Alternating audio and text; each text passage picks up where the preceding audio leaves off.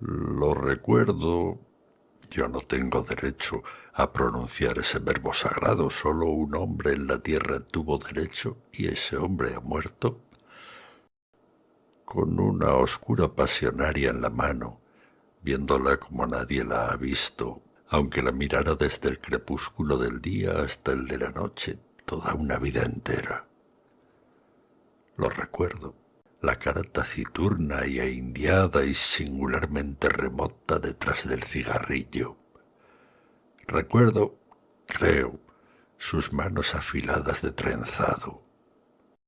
Recuerdo cerca de esas manos un mate con las armas de la banda oriental. Recuerdo en la ventana de la casa una estera amarilla con un vago paisaje lacustre. Recuerdo claramente su voz, la voz pausada, resentida y nasal del orillero antiguo, sin los silbidos italianos de ahora. Más de 3 veces no lo vi, la última en 1887. Me parece muy feliz el proyecto de que todos aquellos que lo trataron escriban sobre él. Mi testimonio será acaso el más breve y sin duda el más pobre, pero no el menos imparcial del volumen que editarán ustedes.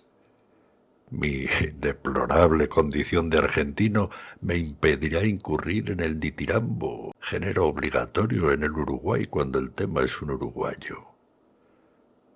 Literato, cajetilla, porteño. Funes no dijo esas injuriosas palabras, pero de un modo suficiente me consta que yo representaba para él esas desventuras. Pedro Leando y Puche ha escrito que Funes era un precursor de los superhombres, un Zaratustra cimarrón y vernáculo. No lo discuto, pero no hay que olvidar que era también un compadrito de Fray Bentos con ciertas incurables limitaciones. Mi primer recuerdo de Funes es muy perspicuo. Lo veo en un atardecer de marzo o febrero del año 84. Mi padre, ese año, me había llevado a veranear a Fray Bentos. Yo volvía con mi primo Bernardo a Edo de la estancia de San Francisco. Volvíamos cantando, a caballo, y esa no era la única circunstancia de mi felicidad. Después de un día bochornoso, una enorme tormenta color pizarra había escondido el cielo. La alentaba el viento del sur, ya se enloquecían los árboles. Yo tenía el temor, la esperanza, de que nos sorprendiera en un descampado el agua elemental. Corrimos una especie de carrera con la tormenta. Entramos en un callejón que se ahondaba entre dos veredas altísimas de ladrillo. Había oscurecido de golpe. Oí rápidos y casi secretos pasos en lo alto. Alcé los ojos y vi un muchacho que corría por la estrecha y rota vereda como por una estrecha y rota pared. Recuerdo la bombacha, las alpargatas, recuerdo el cigarrillo en el duro rostro contra el nubarrón ya sin límites. Bernardo le gritó imprevisiblemente: «¿Qué horas son, Ireneo?». Sin consultar el cielo, sin detenerse, el otro respondió: «Faltan 4 minutos para las 8, joven Bernardo Juan Francisco». La voz era aguda, burlona. Yo soy tan distraído que el diálogo que acabo de referir no me hubiera llamado la atención si no lo hubiera recalcado mi primo, a quien estimulaban, creo, cierto orgullo local y el deseo de mostrarse indiferente a la réplica tripartita del otro. Me dijo que el muchacho del callejón era un tal Ireneo Funes, mentado por algunas rarezas como la de no darse con nadie y la de saber siempre la hora como un reloj. Agregó que era hijo de una planchadora del pueblo, María Clementina Funes, y que algunos decían que su padre era un médico del Saladero, un inglés O'Connor, y otros un domador o rastreador del departamento del Salto. Vivía con su madre, a la vuelta de la Quinta de los Laureles. Los años 85 y 86 veraneamos en la ciudad de Montevideo. El 87 volví a Fraiventos. Pregunté, como es natural, por todos los conocidos y finalmente por el cronométrico Funes. Me contestaron que lo había volteado un redomón en la estancia de San Francisco y que había quedado tullido, sin esperanza. Recuerdo la impresión de incómoda magia que la noticia me produjo. La única vez que yo lo vi veníamos a caballo de San Francisco y él andaba en un lugar alto. El hecho, en boca de mi primo Bernardo, tenía mucho de sueño elaborado con elementos anteriores. Me dijeron que no se movía del catre, puestos los ojos en la higuera del fondo o en una telaraña. En los atardeceres permitía que lo sacaran a la ventana. Llevaba la soberbia hasta el punto de simular que era benéfico el golpe que lo había fulminado. 2 veces lo vi atrás de la reja, que burdamente recalcaba su condición de eterno prisionero. Una, inmóvil, con los ojos cerrados. Otra, inmóvil también, absorto en la contemplación de un oloroso gajo de santonina. No sin alguna vanagloria, yo había iniciado en aquel tiempo el estudio metódico del latín. Mi valija incluía el De Viris Illustribus de Lomond, el Thesaurus de Quicherat, los comentarios de Julio César y un volumen impar de la Naturalis Historia de Plinio, que excedía, y sigue excediendo, mis módicas virtudes de latinista. Todo se propala en un pueblo chico.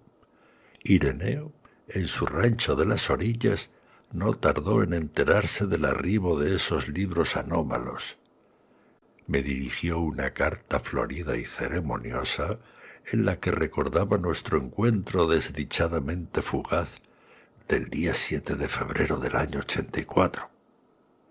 Ponderaba los gloriosos servicios que don Gregorio Aedo, mi tío, finado ese mismo año, había prestado a las 2 patrias en la valerosa jornada de Ituzaingó, y me solicitaba el préstamo de cualquiera de los volúmenes, acompañado de un diccionario, para la buena inteligencia del texto original porque todavía ignoro el latín. Prometía devolverlos en buen estado casi inmediatamente. La letra era perfecta, muy perfilada. La ortografía del tipo que Andrés Bello preconizó. I latina por Y, F por G. Al principio temí naturalmente una broma. Mis primos me aseguraron que no, que eran cosas de Ireneo. No supe si atribuir a descaro, a ignorancia o a estupidez la idea de que el arduo latín no requería más instrumento que un diccionario. Para desengañarlo con plenitud le mandé el Gradus ad Parnassum de Quicherat y la obra de Plinio. El 14 de febrero me telegrafiaron de Buenos Aires que volviera inmediatamente porque mi padre no estaba nada bien. Dios me perdone. El prestigio de ser el destinatario de un telegrama urgente, el deseo de comunicar a todo Fraiventos la contradicción entre la forma negativa de la noticia y el perentorio adverbio, la tentación de dramatizar mi dolor fingiendo un viril estoicismo, tal vez me distrajeron de toda posibilidad de dolor. Al hacer la valija, noté que me faltaban el Gradus y el primer tomo de la Naturalis Historia. El Saturno zarpaba al día siguiente por la mañana. Esa noche, después de cenar, me encaminé a casa de Funes. Me asombró que la noche fuera no menos pesada que el día. En el decente rancho, la madre de Funes me recibió. Me dijo que Ireneo estaba en la pieza del fondo y que no me extrañara encontrarla a oscuras, porque Ireneo sabía pasarse las horas muertas sin encender la vela. Atravesé el patio de baldosa, el corredorcito, llegué al segundo patio. Había una parra. La oscuridad pudo parecerme total. Oí de pronto la alta y burlona voz de Ireneo. Esa voz hablaba en latín. Esa voz, que venía de la tiniebla, articulaba con moroso deleite un discurso o plegaria o incantación. Resonaron las sílabas romanas en el patio de tierra. Mi temor las creía indescifrables, interminables. Después, en el enorme diálogo de esa noche, supe que formaban el primer párrafo del capítulo 24 del libro 7 de la Naturalis Historia. La materia de ese capítulo es la memoria. Las palabras últimas fueron ut nihil non is der verbis rederetum auditurn. Sin el menor cambio de voz, Ireneo me dijo que pasara. Estaba en el catre fumando. Me parece que no le vi la cara hasta el alba. Creo rememorar el ascua momentánea del cigarrillo. La pieza olía vagamente a humedad. Me sentí. Repetí la historia del telegrama y la enfermedad de mi padre. Arribo ahora al más difícil punto de mi relato. Bueno, es que ya lo sepa el lector, no tiene otro argumento que ese diálogo de hace ya medio siglo. No trataré de reproducir sus palabras irrecuperables ahora. Prefiero resumir con veracidad las muchas cosas que me dijo Ireneo. El estilo indirecto es remoto y débil. Yo sé que sacrifico la eficacia de mi relato, que mis lectores se imaginen los entrecortados periodos que me abrumaron esa noche.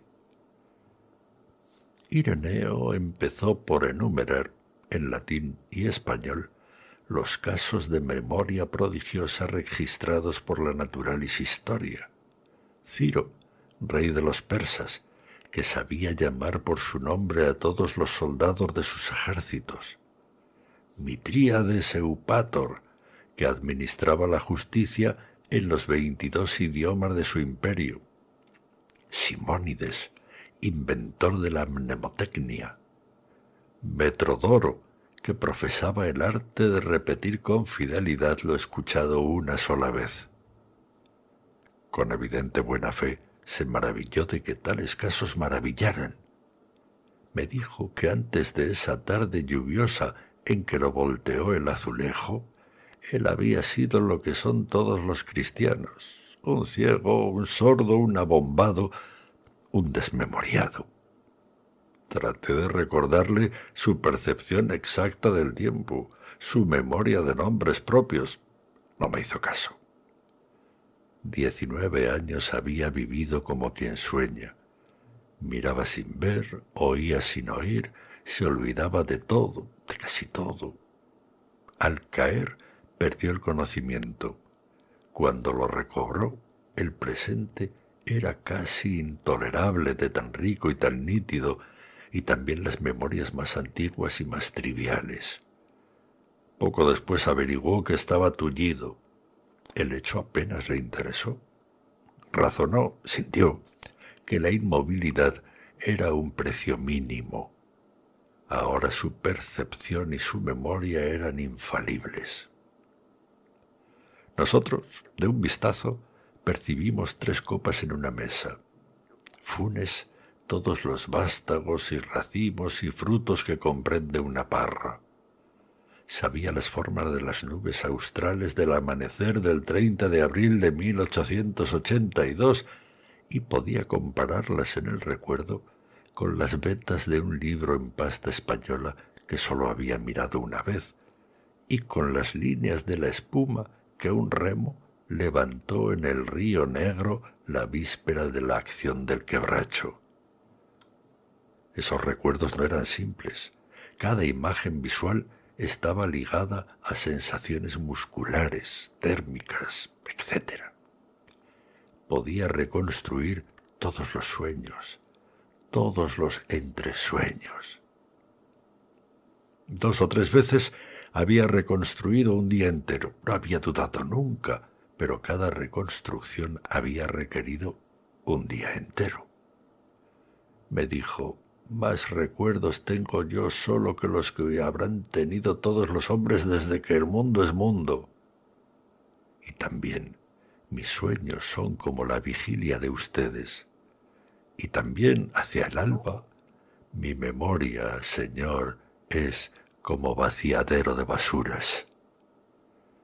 Una circunferencia en un pizarrón, un triángulo rectángulo, un rombo, son formas que podemos intuir plenamente.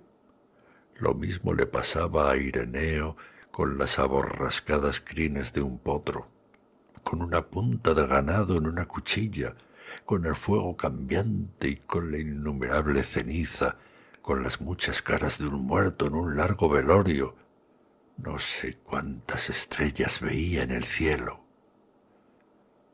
Esas cosas me dijo. Ni entonces ni después las he puesto en duda. En aquel tiempo no había cinematógrafos ni fonógrafos.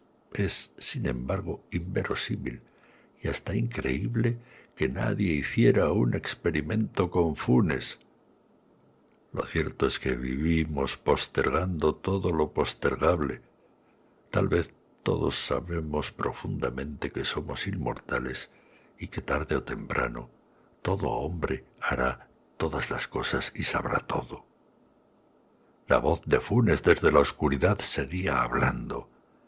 Me dijo que hacia 1886 había discurrido un sistema original de numeración y que en muy pocos días había rebasado el 24.000. No lo había escrito porque lo pensado una sola vez ya no podía borrársele. Su primer estímulo, creo, fue el desagrado de que los 33 orientales requirieran 2 signos y 3 palabras en lugar de una sola palabra y un solo signo. Aplicó luego ese disparatado principio a los otros números. En lugar de 7013 decía, por ejemplo, Máximo Pérez. En lugar de 7014, el ferrocarril. Otros números eran Luis Melián, la Finur, Olimar, Azufre, Los Bastos, la Ballena, el Gas, la Caldera, Napoleón, Agustín de Bedía. En lugar de 500 decía 9. Cada palabra tenía un signo particular, una especie de marca. Las últimas eran muy complicadas. Yo traté de explicarle que esa rapsodia de voces inconexas era precisamente lo contrario de un sistema de numeración. Le dije que decir 365 era decir 3 centenas, 6 decenas, 5 unidades. Análisis que no existe en los números, el negro Timoteo o manta de carne. Funes no me entendió o no quiso entenderme. Locke, en el siglo XVII, postuló y reprobó un idioma imposible en el que cada cosa individual, cada piedra, cada pájaro y cada rama tuviera un nombre propio. Funes proyectó alguna vez un idioma análogo, pero lo desechó por parecerle demasiado general, demasiado ambiguo. En efecto, Funes no sólo recordaba cada hoja de cada árbol de cada monte, sino cada una de las veces que la había percibido o imaginado. Resolvió reducir cada una de sus jornadas pretéritas a unos 70.000 recuerdos que definiría luego por cifras. Lo disuadieron 2 consideraciones: la conciencia de que la tarea era interminable, la conciencia de que era inútil. Pensó que en la hora de la muerte no habría acabado aún de clasificar todos los recuerdos de la niñez. Los 2 proyectos que he indicado, un vocabulario infinito para la serie natural de los números, un inútil catálogo mental de todas las imágenes del recuerdo, son insensatos, pero revelan cierta balbuciente grandeza. Nos dejan vislumbrar o inferir el vertiginoso mundo de Funes. Este, no lo olvidemos, era casi incapaz de ideas generales, platónicas. No sólo le costaba comprender que el símbolo genérico perro abarcara tantos individuos dispares de diversos tamaños y diversa forma. Le molestaba que el perro de las 3:14, visto de perfil, tuviera el mismo nombre que el perro de las 3:15, visto de frente. Su propia cara en el espejo, sus propias manos, lo sorprendían cada vez. Refiere Swift que el emperador de Lilliput discernía el movimiento del minutero.